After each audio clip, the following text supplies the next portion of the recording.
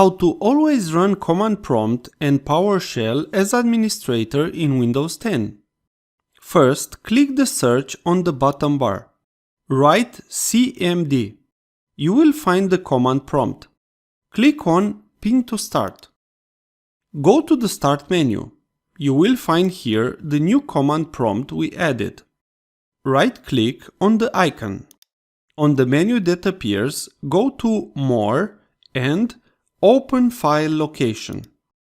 You will open a file explorer that will have the shortcut for the command prompt. Right-click the command prompt and click on Properties. Here, click on Advanced. Select Run as Administrator.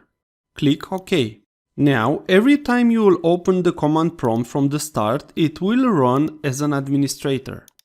If this was useful, please like, share and subscribe. Also, if you have any questions, please ask them in the comments area below.